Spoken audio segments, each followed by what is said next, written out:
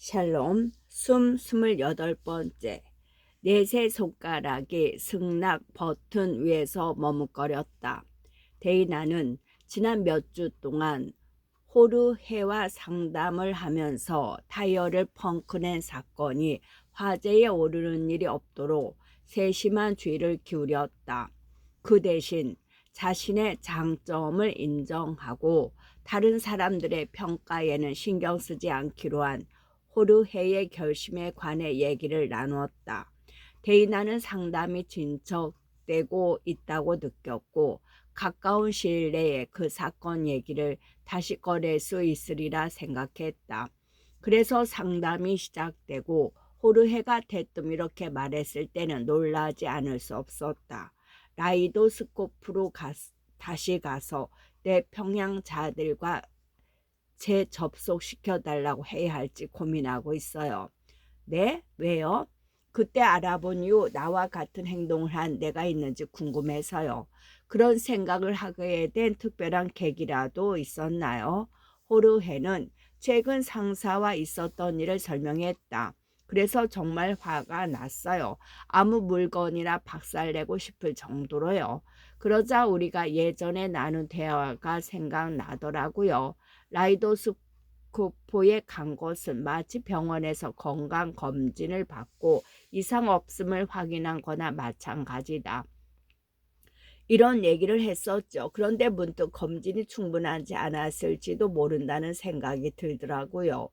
만약 당신의 평양 자아들이 최근 그런 행동을 했다는 게 판명되면 처음 검진에서 잡아내지 못한 뭔가 심각한 병이 있다는 뜻이다. 잘 모르겠어요. 아마도요. 데이나는 그의 등을 조금 더 밀어보기로 했다. 호르헤, 당신에게 이런 제안을 해보고 싶군요. 차라리 이쪽 세계에서 있었던 일에 대해 생각해 본 것은 어떨까요? 평행 자아들이 최근 당신처럼 행동하지 않았더라도 여기서 있었던 일에 대해 생각해 보는 것은 가치가 있을 거라고 판단되는데, 하지만 평행 자아들이 뭘 했는지 모르는 상태에서 그게 우발적인 사건이었는지 아닌지 어떻게 안단 말입니까? 그게 전혀 당신답지 않은 행동이었다는 건 분명해요. 그 부분에 대해선 의심의 여지가 없어요. 하지만 그 행동을 한 건 여전히 당신이에요. 평행 자아들이 아닌 당신. 내가 형편없는 놈이라고 말하고 싶은 겁니까? 절대로 그런 뜻으로 말한 게 아니에요. 데이나는 상대를 안심시켰다. 당신이 좋은 사람이라는 건 알아요. 하지만 좋은 사람이어도 화를 낼 때가 있잖아요. 당신은 화가 났고 그걸 행동으로 분출했던 거예요. 그 자체는 괜찮아요. 그게 당신 성격의 일부분이라고 인정하는 것도 마찬가지고요. 호르헤는 1분 가까이 말없이 앉아 있었다. 너무 밀어붙인 게 아닌가 하는 걱정이 됐다. 이윽고 호르헤가 말했다. 선생님 말이 옳을지도 모르겠군요. 하지만 그게 평소에 나다운 행동이 아니라 나답지 않은 행동이었다는 점은 중요하지 않나요? 물론 중요하죠. 하지만 자기답지 않은 행동을 했을 때도 자기가 한 일에 대해서는 책임을 져야 해요. 호르헤의 얼굴에 두려움이 스쳐 지나왔다. 상사에게 내 행동을 털어놓으란 말입니까? 법적인 책임 얘기를 하고 있는 게 아니에요. 데이나는 그를 안심시켰다. 당신 상사가 그 일을 알아내든 말든 난 관심 없어요. 책임을 지라는 건 자기가 한 행동을 스스로 인정하고 미래의 어떤 행동에 대한 결정을 내릴 때 그걸 참작하라는 뜻이에요. 호르헤는 한숨을 쉬었다. 그냥 그런 일이 있었다는 걸 완전히 잊어버리면 안 되는 걸까요? 잊어버리는 것으로 당신이 행복해질 수 있다고 믿었다면 나도 개의치 않았겠죠. 하지만 당신이 이 문제와 관련해서 어떻게 많은 에너지를 쏟고 있다는 사실 자체가 당신이 고민하고 있다는 증거예요. 호르에는 시선을 떨구고 고개를 끄덕였다. 선생님 말이 옳아요. 고민이 많았어요. 그는 다시 그녀를 올려다봤다. 그럼 이제 어떻게 해야 할까요? 샤론한테 그 얘기를 해보는 건 어때요? 호르헤는 한동안 침묵했다. 만약 그러면서 내 평양 자들은 같은 행동을 하지 않았다고 말하면 그게 내 근본적인 성격과는 무관하다는 걸 알아줄지도 모르겠군요. 맞아요. 그럼 샤론도 오해하지 않을 겁니다. 데이나는 살며시 미소를 지었다. 호루헤가 마침내 실마리를 풀었어. 새로운 도시, 새로운 아파트, 아직 새 직장은 찾지 못했지만 넷은 아직 이사 온 지 얼마 되지 않았으므로 크게 걱정하지 않았다. 반면에 마약 중독자 지원 모임을 찾기란 쉬웠다. 원래는 프리즘 중독자 모임에 마지막으로 한 번 더 참석해서 모든 것을 털어놓을 작정이었지만 생각하면 생각할수록 그건 다른 사람들을 위한 행동이 아니라 순전히 자기 만족을 위한 것임을 확신하게 됐다. 라일은 자기가 내린 결정에 만족하고 있었다. 넷이 전부터 의도를 가지고 접근했다는 사실을 안다면 기분이 좋을 리가 없었다. 다른 사람들의 경우도 마찬가지였다. 그들이 알던 넷이 진짜 넷이라고 생각하게 내버려 두는 편이 나았다. 넷이 지금 이 모임에 와 있는 것도 그 때문이었다. 프리즘은 매력 면에서는 마약의 상대가 되지 않기 때문에 이 모임의 규모는 예전 모임보다 훨씬 컸다. 참석자들의 몇몇은 이런 모임에서는 흔히 볼 수 있는 것이어서 도저히 마약 중독자로는 보이지 않는 사람들과 누가 봐도 마약 중독자로 밖에는 보이지 않는 사람들이 섞여 있었다. 철저히 참석자들의 토론에 의존하는 그룹인지 아니면 전문가의 지시에 모든 것을 맡기는 그룹인지는 알 수 없었다. 꼬박꼬박 참석할지 여부도 아직 결정하지 못했다. 일단은 분위기를 파악해 보기로 했다. 첫 번째 발언자는 약물 과다 복용에 의한 혼수 상태에서 깨어났는데 13살짜리 딸이 날록선을 주사해줘서 살아났다는 사실을 깨달았을 때의 경험을 묘사했다. 듣기 편한 얘기는 아니었지만 넷은 자신이 공감할 수 있는 경험을 한 사람들의 모임에 돌아와 있다는 사실에 희미한 안도감을 느꼈다. 이어서 어떤 여자와 남자가 차례로 발언했다. 두 사람 모두 딱히 끔찍한 얘기를 하지는 않아서 다행이었다. 누군가가 끔찍한 경험을 얘기한 직후에 자기 얘기를 하고 싶지는 않았다. 모임의 책임자는 턱수염이 희끗희끗한 상냥한 느낌의 남자였다. 오늘 밤에는 새로운 얼굴들 몇 명 보이는군요. 뭔가 얘기하고 싶은 분이 없습니까? 넷이 손을 들고 자기소개를 했다. 이런 모임에 나온 건 몇 년 만이에요. 그동안에도 약에 다시 손을 대지는 않았어요. 하지만 최근 어떤 일을 겪고 나서 다시 손을 대게 될까봐 이 모임에 참석한 건 아니지만 그 일 때문에 이런저런 생각을 하게 됐죠. 그걸 얘기할 곳이 필요했던 것 같아요. 넷은 잠시 침묵했다. 정말로 오랜만이었기 때문이다. 책임자는 넷에게 할 말이 더 있다는 사실을 깨닫고 참을성 있게 기다렸다. 이윽고 그녀는 다시 말을 이었다. 내가 상처를 줬는데 아마 결코 보상해 줄 수 없는 사람들이 있어요. 그들 중에서 절대 기회를 주지 않을 거예요. 내가 그걸 탓할 수 있는 입장도 아니고요. 마음 한편에서 언제나 이렇게 생각하고 있었던 것 같아요. 만약 내가 가장 큰 상처를 준 사람들에게 사과조차 할 수 없다면 그 밖의 사람들에게 잘하든 못하든 아무 의미도 없다고 말이에요. 그래서 약에는 다시 손을 대지 않았지만 여전히 거짓말을 하고 여전히 부정한 일을 저질렀어요. 아주 심한 건 아니에요. 약을 하던 시절의 사람들에게 상처 줬던 것들에 비하면 사실 아무것도 아니었죠. 그냥 내 이익만 앞세웠어요. 별 생각 없이. 하지만 최근에 어떤 사람을 위해서 뭔가 좋은 일을 할 기회가 생겼어요. 예전에 내가 못되게 굴었던 사람은 아니고 그냥 어떤 일로 고통을 겪고 있는 사람이었죠.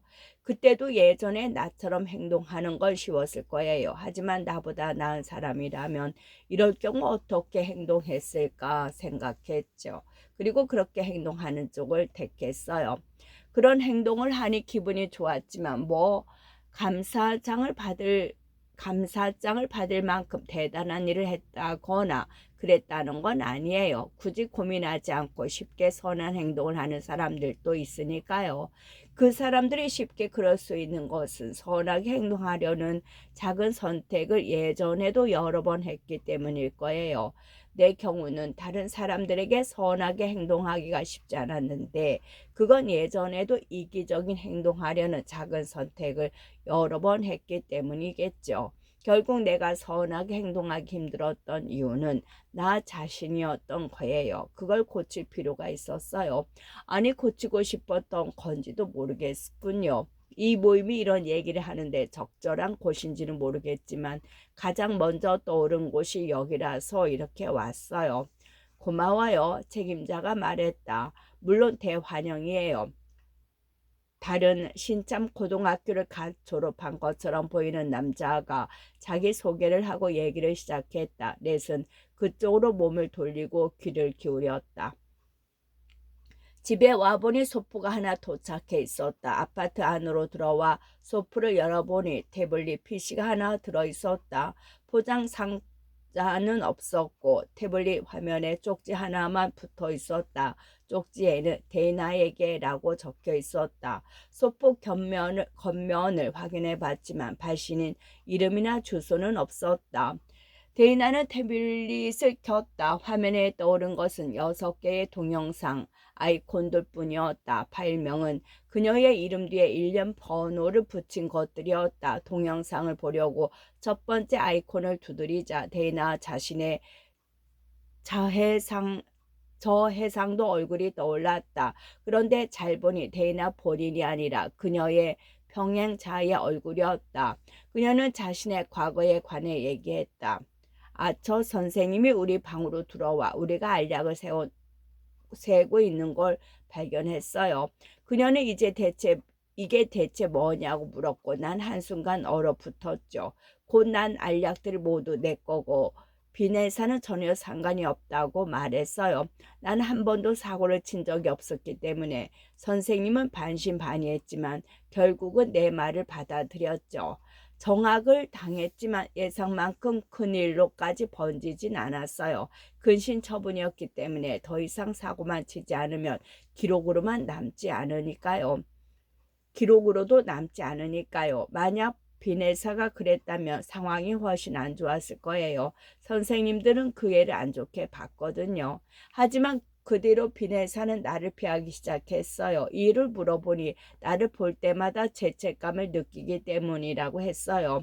난 죄책감 느낄 필요 없고 앞으로도 친구로 지내자고 했어요. 하지만 비내사는 나의 그런 태도는 상황을 악화시킬 뿐이라고 하더군요.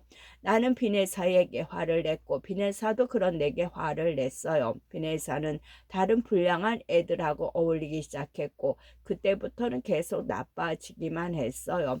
급기야 학교 안에서 마약을 팔다가 적발됐고 결국 퇴학당했어요. 그 뒤로는 줄곧 감옥을 들락거렸죠. 그래서 난 자꾸 만약 내가 그 알약들이 내 것이라고 하지 않았다면 모든 게 달라졌을 거라는 생각을 하게 돼요. 비네사도 함께 벌을 받게 됐다면 우리 사이에 그런 식으로 쐐기를 박아 관계가 틀어지지도 않았을 텐데 우리는 계속 친구였을 테고 다른 불량한 아이들과 어울리는 일도 없었을 거고 비네사의 인생은 전혀 다른 방향으로 흘렀을 텐데 이게 대체 뭐지? 데이나는 떨리는 손가락으로 두 번째 동영상의 아이콘을 두드렸다. 또 다른 데이나였다. 우리가 방에서 알약을 세고 있을 때 선생님 한 분이 들어왔어요. 난 즉시 모든 걸 고백했죠. 비네사하고 내가 부모님 약장에서 훔쳐와 파티를 열려고 했다고요.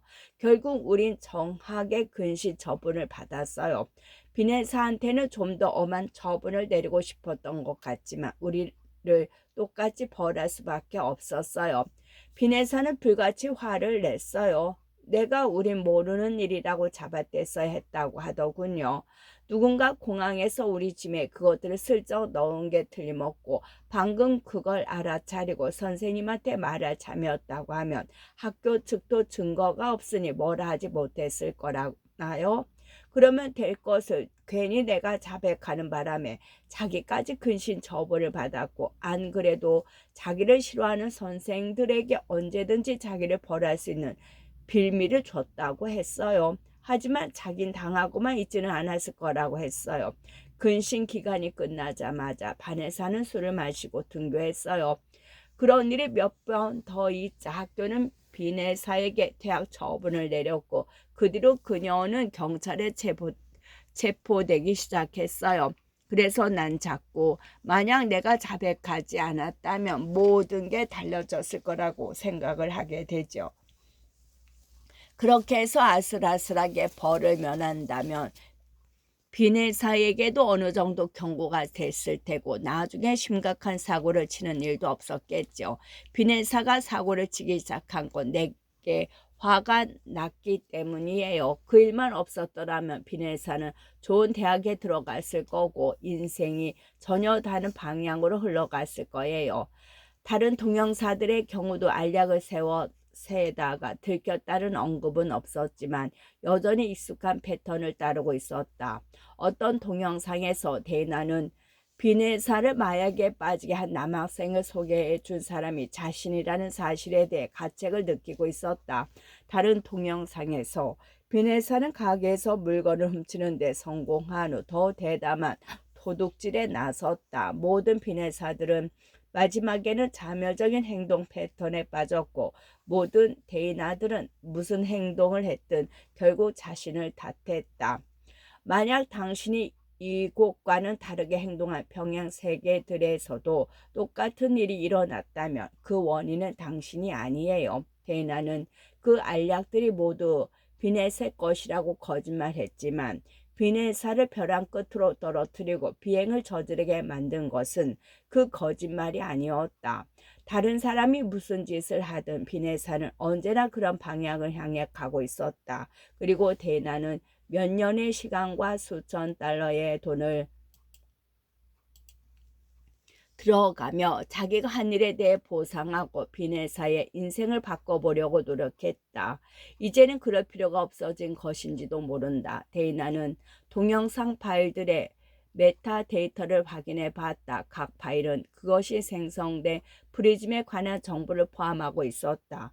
프리즘들은 모두 15년 이상 전에 활성화된 것들이었다. 데이나와 비네사가 그 견학 여행을 간 것이 바로 15년 전의 일이었다. 당신은 데이터 브로커 기업의 초창기였고 프리즘 패드 용량은 지금보다 훨씬 작았다. 동영상 데이터를 전송할 수 있을 정도의 패드가 남아 있었다는 사실도 놀라웠지만 그토록 오래된 프리즘들이 아직도 남아 있었다니 더더욱 믿기 힘들었다. 그것들은 데이터 브로커들이 소유한 프리즘들 중에서도 가장 귀한 축에 속할 것이기 때문이다. 이 동영상들을 수신한 프리즘들의 패드는 틀림없이 모두 소진됐을 것이다. 도대체 누가 이런 일에 비용을 댔을까? 그런 거금을 쓰면서까지 무엇을 원했던 것일까? 숨